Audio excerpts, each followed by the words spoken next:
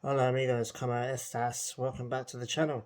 Today we're going to be talking about Mexico's game against Panama, which was obviously the third and final game of this round of World Cup qualifiers. As you guys already know from the series, we've got the win against Jamaica at home, a pretty decent win. And then we got a hard-fought 1-0 victory against Costa Rica away, which was always going to be a hard game. And obviously we played Panama this morning, this morning my time, away in Panama, and we drew 1-1. Um, so going into the game itself first, before going into the wider context, really tough start. I mean, the first half in particular was just really hard fought. Panama, I think, started off the best team. And they looked the more threatening, and Mexico was kind of on the back foot for at least half that first half. And it showed by going 1-0 down, I think the 28th minute. Pretty sloppy goal to concede. A bit of a rare lapse in concentration by Ochoa. Just palms it straight back out into the box. And, their attacker, I think, is Blackburn, sorry. He just had to slot it in. It was an easy goal, unfortunately. Which is a shame because Ochoa's actually been playing really well this qualifying round. Even before the goal, he made a couple of really good saves, so it's a bit of a shame. But even the best have their moments, unfortunately. So you're thinking, oh man, 1-0 away. You're thinking, oh, can we come back for this? And then, again, coming out in the second half, Panama was challenging. Mexico were getting forward a little bit, but it's just there was no end product until Tecatito Corona, who I think had a really poor game. Probably he's been a bit poor since the Gold Cup, to be honest with you. It's the whole summer, really. He's been a bit poor for Mexico. Obviously, he joined late in this qualifying round, so maybe his lack of fitness, maybe, I'm not sure. But yeah, he's been playing off, and he didn't have a great game at all, but he ended up scoring a really good goal, to be honest. It ended up being 1-1. We fought it out towards the end to get the draw. So, 2 wins and a draw is actually pretty decent, I think. It would have been beyond amazing if we'd got the win against Panama and going into the, the end of the international break with 9 points. But 7 points is still good. Still top of the table at the moment, which is exactly where you want Mexico to be, where you expect them to be. So yeah, that's the game. I just want to go into the wider context. So yeah, obviously 2 wins and a draw is really good in my opinion. Considering the two of those games were away. Against tough opposition. I mean, Panama is no joke, and Costa Rica as well is no joke. All teams, I think, are going to struggle going away to those places. So I think Mexico did really well to get 4 points really out of them. 4 points out of 6. And there's also bigger issues for Mexico. Obviously, the rostering issues.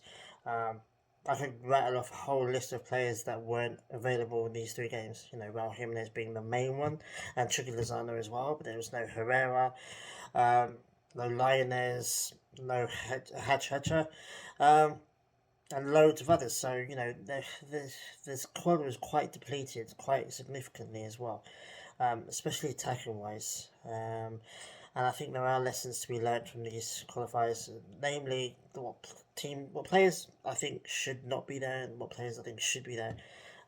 Obviously, going to the October ones, Jimenez should be available, Chico Lozano should be available, Hector Herrera should be available as well. So I don't expect Steve Mori start anymore once Raul Jimenez is back.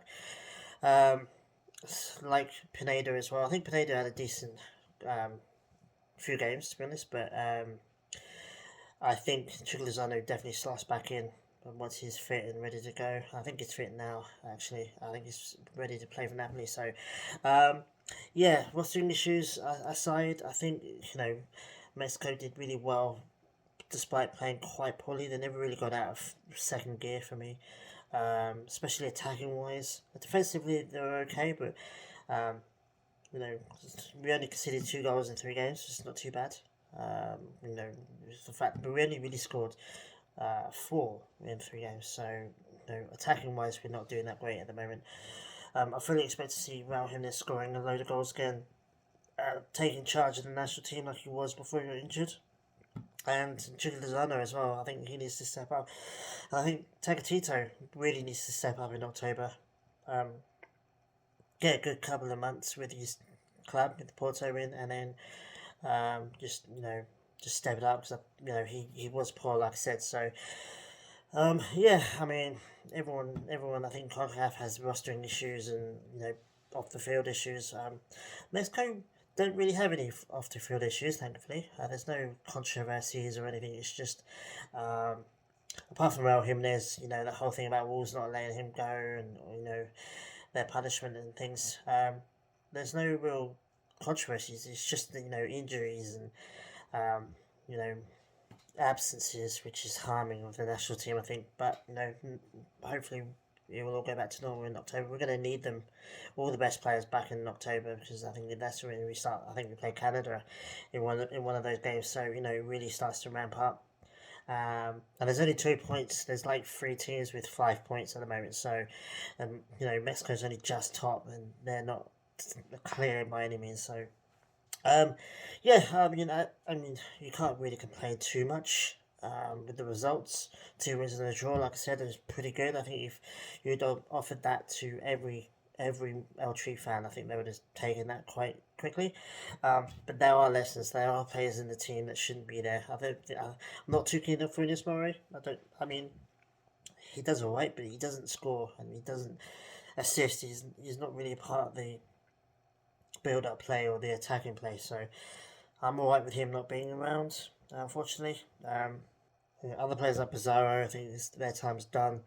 Um, it's just Alvarado hasn't done much either, to be honest, although he's not youth on his side, so I'd keep him around. But yeah, it's a shame Vega got injured. I think he was one of the best players in the 2 games that he played in.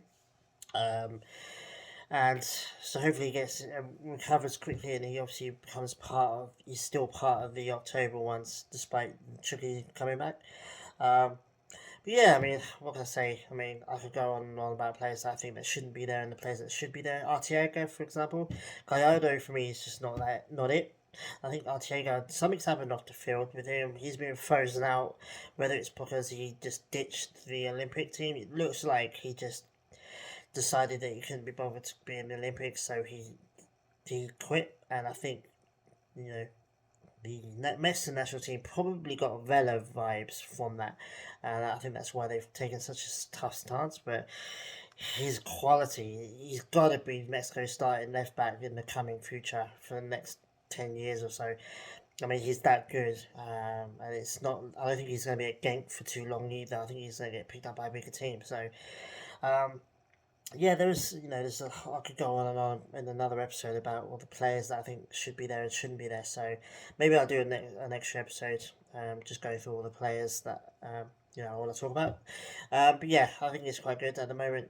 Mexico's sitting pretty at the moment, so hopefully we can build on that, get our main players back, and then go straight into October and get 3 wins from them. So yeah, let me know what you thought of the game. Let me know who you thought played well. What do you think about all the